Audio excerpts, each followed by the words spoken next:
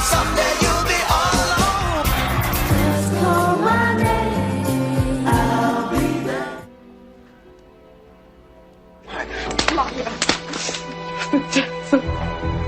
You're a liar. I'm tired. I know.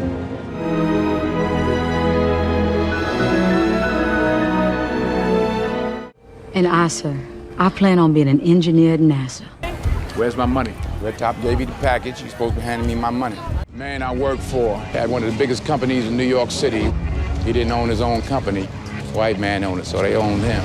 I hear like you see, like that hummingbird outside the window, for instance. We get this cassette tape, pop the cassette tape in, and we hear, "Hi, this is Donna Shore from the Donna Shore Show." You know, I tell you, you're such a busy lady, you know. And that meant that no matter what anybody said on the other side of that door, no matter how hard they pound on the door, we're not here. Hidden Figures, however, it's about how human computers, these female mathematicians. Yeah! I think the boy got it. Well, this will make you shout, man. At that moment, I think there was a spark in Ray Charles that said, this guy has got something inside. A good biopic is one that makes you go, wait, is this real? And then right after you Google that, you also check the entire cast's Instagram. You gotta see if they actually look that good in real life. Today, we're diving into the world of black biopics. I'm talking about the fire ones. These aren't just movies, honey, they're life. Don't ever let somebody tell you you can't do something. You know, the ones where you're like, OMG, I didn't know that about them. Let's be real, the black biopics are in a league of their own. They're not just movies, they're straight up iconic. Trust me, it's gonna be a wild ride, so you might want to get comfy. Soulful performances, iconic vibes, and glasses that could slay a whole runway. You bet I'm talking about Ray. Musician, comedian, and actor Jamie Foxx channeled Ray Charles like it was nobody's business. Like seriously, he could have been Ray's long-lost twin. Jamie's performance was so good, he won an Oscar, and trust me, it was well-deserved. Well, you know what? The fact is, King B, man, I really and truly love gospel, man. I mean, one of my favorite groups is from right here in Houston. Let's be honest, the real star of the show was Ray Charles himself. His music, his story, his legacy, it's all so inspiring. Born into a world of hardship, young Ray faced a challenge that would shape his destiny: blindness. It's a story of perseverance, overcoming challenges, and rising to the top. Ray Charles was a total music genius, blending blues, jazz, and gospel like nobody's business. Hits like Georgia on My Mind, Georgia on my mind, and I Can't Stop Loving You, so I'll just live my life, had everyone hooked. But behind the fame and fortune, this guy was battling some serious demons. We're talking addiction, heartbreak, and all the drama. Let me tell you, it was a roller coaster ride. Jamie Foxx slayed that role. I hear like you see, like that hummingbird outside the window, for instance. But here's the juicy part. Word on the street is, when Jamie was preparing for the role, he went so deep into character. You know what, Jeff? I mean, things have changed, man. It ain't like the days when it was 7 of us on the chitlin circuit. I mean, if you wasn't so busy building a bowling alley, you'd see that. That he even started imitating Ray's mannerisms. Like, the man was committed. We get this cassette tape, pop the cassette tape in, and we hear, "Hi, this is Donna Shore from the Donna Shore Show." You know, I tell you, you're such a busy lady, you know. Fox had to learn to play the piano and master Ray's iconic songs. I went to college for classical piano scholarship. I said, yeah, that's what I do. I play. Now Jamie Foxx didn't just phone it in for his role as Ray Charles, because unlike so many biopics, where actors just lip-sync to pre-recorded tracks, Fox actually belted out a lot of those iconic tunes himself. she knows how to shake that thing. Can you believe it? No lip-syncing here, just pure, raw talent. And get this, they even threw in some of Ray Charles's original tracks to really drive home the authenticity. This move totally elevated the whole movie experience, making it even more emotional and impactful. And Ray himself gave a stamp of approval. Yeah, I think the boy got it. Yeah, he got it. Hey, well, this will make you shout, man. At that moment, I think there was a spark in Ray Charles that said, this guy has got something inside. They even went to great lengths to make his eyes look realistic. Silicone, y'all. Silicone. Jamie Foxx committed to do this role blind. We tried so many different ways of making the eyes really look authentic and real, but we went through just glue the eyelids shut. Oh, the cast in Ray? Packed with star power, honey. Regina King totally nails it as Margie Hendricks, bringing fire and passion to her role, and Kerry Washington shines as Della B. Robinson, Ray's wife, adding all the layers of drama to his personal life. They brought the drama, the passion, and all the juicy details of Ray's personal life to the screen. Director Taylor Hackford didn't just throw together a random biopic. He zoomed in on a specific era in Ray Charles's life, giving us a front row seat to all the drama and scandal. It's like a juicy tell-all, but on the big screen. This movie was a total hit. Critics loved it, audiences loved it, and the awards just kept rolling in. Jamie Foxx snagged an Oscar, and the soundtrack won Grammys. It's one of the best music biopics ever made, hands down. Get this, y'all. The 2004 biopic Ray raked in a whopping $125 million worldwide. We're talking box office hit, honey. But music biopics aren't just about the music. They're about the drama, the scandals, and the crazy personal lives of these music legends. What's Love Got to Do with It, another iconic biopic, is the ultimate roller coaster ride. It's the true story of Tina Turner, the queen of rock and roll herself, and her crazy, toxic relationship with Ike Turner. Think drama, music, and a whole lot of abuse. Imagine a young Tina Turner, still called Anna Mae Bullock, growing up in the heart of Tennessee. Her childhood was tough, marked by poverty and a distant family. But then, music entered her life, and her voice? It was pure magic. Even as a kid in the choir, doing too much and getting kicked out of the choir.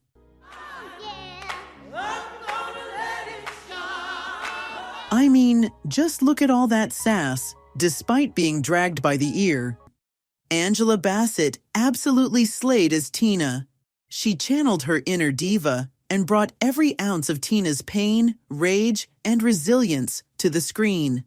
And let's talk about Lawrence Fishburne as Ike Turner. Dude was scary. He brought this mix of charm and menace that made you wonder how Tina ever survived. You're watching, thinking, girl, run. But this movie isn't just about the drama. It's about Tina's incredible journey from victim to survivor. She took her pain and turned it into power, dominating the charts with hits like What's Love Got to Do with It?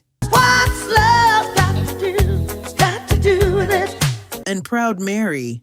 Proud Mary, keep on burning. There's this one scene where Tina finally escapes after a beatdown, and she's left with just 32 cents to her name.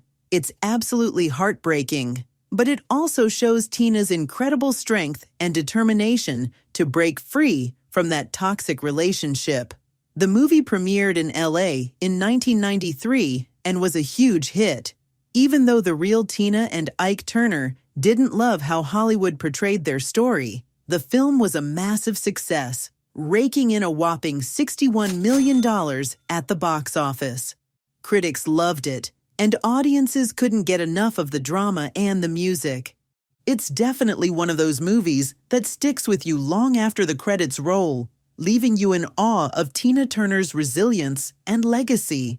You might even want to put on some Tina Turner songs after this, 'cause honey, she really did it all.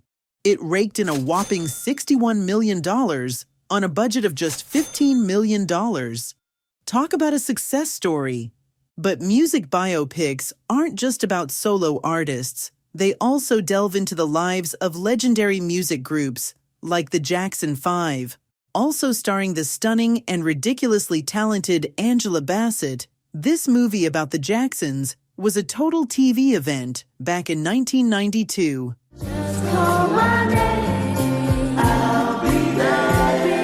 A 5-hour miniseries on ABC took us behind the scenes of the Jackson family, focusing on the rise of the Jackson 5 and, of course, Michael Jackson's journey to superstardom.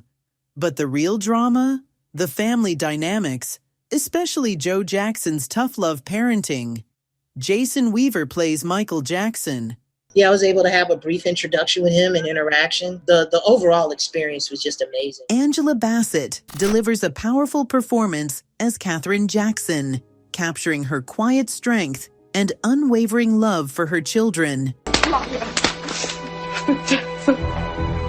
You're a liar. And Lawrence Hilton Jacobs' portrayal of Joe Jackson is both fascinating and disturbing. Who's gonna sell it? Gonna round up the fellas. Luth on sex. Showcasing his tough love approach and the immense pressure he put on his family to succeed.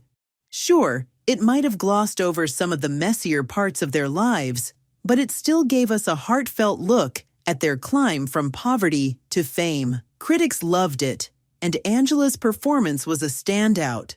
Plus, it even won an Emmy for choreography.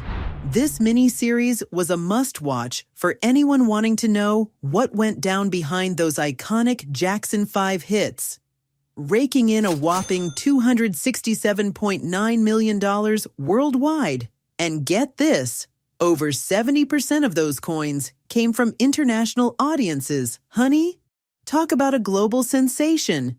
It's officially the highest-grossing documentary of all time. But if the Jacksons told us one version of the American dream, then American Gangster shows us a far darker and more dangerous side of that dream. Or would you rather your house blows up next time? American Gangster is a 2007 crime thriller directed by Ridley Scott. And this ain't just any gangster flick. It's the true story of Frank Lucas, a crazy smart heroin kingpin from the 70s who took over the whole New York drug game. This guy came all the way over here by himself. He was seeing what was going on with these soldiers. He's looking at dope fiends in the street in America. Frank Lucas was so ruthless, he made Al Capone look like a Sunday school teacher. White man owned it, so they own him. Nobody owns me, though. But what makes American Gangster so gripping is not just the rise and fall of a criminal, it's the clash between two complex men on opposite sides of the law. The legendary Denzel Washington plays Frank Lucas, a Harlem drug lord who's not your average gangster. This guy is a total enigma. 1 minute he's playing Mr. Nice Guy, feeding the neighborhood and acting like a philanthropist. Next, he's ruthlessly eliminating his rivals. The most important thing in business is honesty, integrity, hard work. And don't even get me started on the chemistry between Denzel and Russell Crowe. Hey, Frank, get in line. That one stretches around the block, too. What makes American Gangster so good is that it's like this wild deep dive into the gray area between right and wrong. It's not just about a drug lord. It's about the cops trying to catch him, too. And both sides are just so complicated. Denzel is magnetic as Frank Lucas, all cool and calculating, while Russell is like the straight arrow cop who's desperately trying to bring him down. Ridley Scott really knocked it out of the park with the direction, too. It's like this gritty, atmospheric ride, and the script is so sharp. Definitely one of those films that's impossible to stop watching once you're in it. Man I worked for had one of the biggest companies in New York City. He didn't own his own company. White man owned it, so they owned him. It racked up a whopping 21 award nominations and took home 12 trophies. Talk about a clean sweep. Critics and audiences alike went wild for it, and everyone was obsessed with this gangster flick. And in true moneymaker fashion, it raked in a whopping $269 million at the box office. Now, while Frank Lucas was a man who was all about power, money, and ruthless ambition, and didn't care who he stepped on to get to the top, Katherine Johnson, Dorothy Vaughan, and Mary Jackson were brilliant black women that we can call heroes. They were groundbreaking. They were the brains behind NASA's space program, and they did it all while facing racism and sexism. Talk about girl power. It's a total underdog story, and it's way more inspiring than any gangster flick. And that's why we have to talk about the 2016 movie Hidden Figures. He said to follow him. He didn't mean up behind. First up, we've got Katherine Johnson, played by Taraji P. Henson. You, sir, you are the boss. You just have to act like one, sir. A total math whiz who crunched numbers for NASA's space missions. Then there's Dorothy Vaughan, played by Octavia Spencer. You're welcome to walk the 16 miles. Or sit in the back of the bus. She was a total boss who led a team of brilliant black women, breaking down barriers and fighting for recognition. And let's not forget Mary Jackson, played by Janelle Monáe. And I, sir, I plan on being an engineer at NASA, but I can't do that without taking them classes at that all-white high school. Who dreamed of becoming NASA's first black female engineer and had to go to court to get approval to get a degree. Oh, in case you're wondering, she did it. But can you imagine the drama? These women had to deal with racism and sexism at every turn, both at work and in their personal lives. It's a crazy story of intelligence, perseverance, and shattering glass ceilings. Hidden Figures, however, it's about how human computers, these female mathematicians, were doing the heavy lifting in aeronautical research and many other fields. Hidden Figures was a total hit. It got rave reviews and even scored 3 Oscar nominations. And get this, it made a ton of money at the box office, over $169 million. But it's not just about the money. The movie really made people think about the incredible work of these black women mathematicians who were basically the brains behind NASA's space program.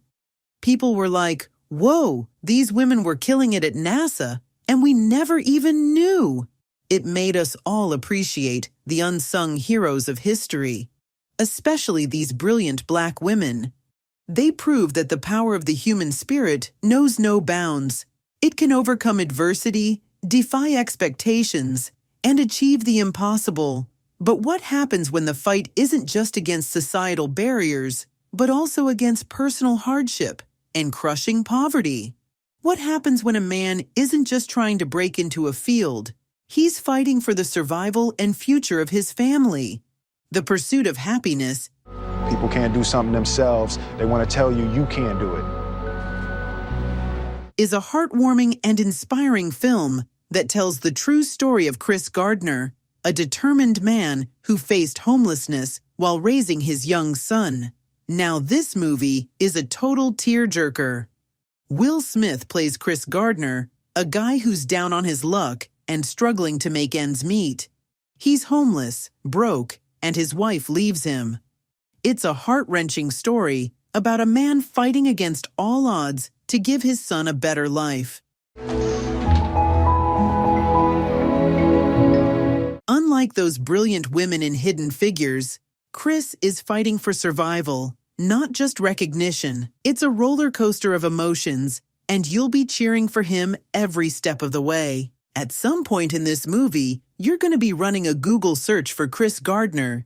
If you've somehow managed not to see this movie, honey, you deserve a spoiler at this point.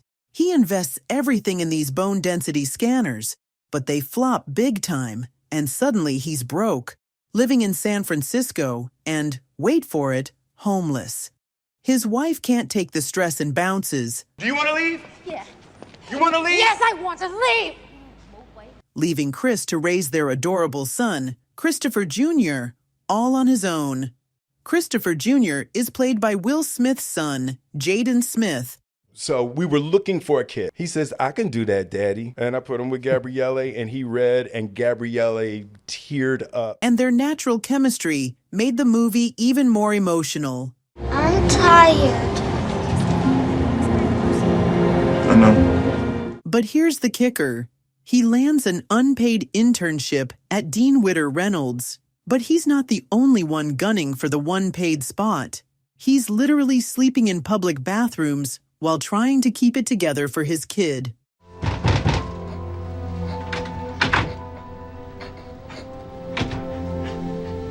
And that meant that no matter what anybody said on the other side of that door, no matter how hard they pound on the door, we're not here.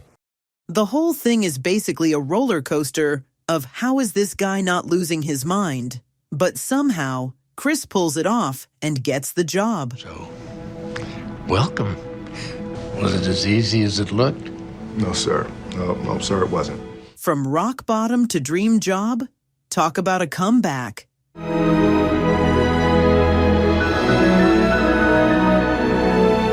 The Pursuit of Happyness raked in a whopping $307.1 million worldwide. That's insane.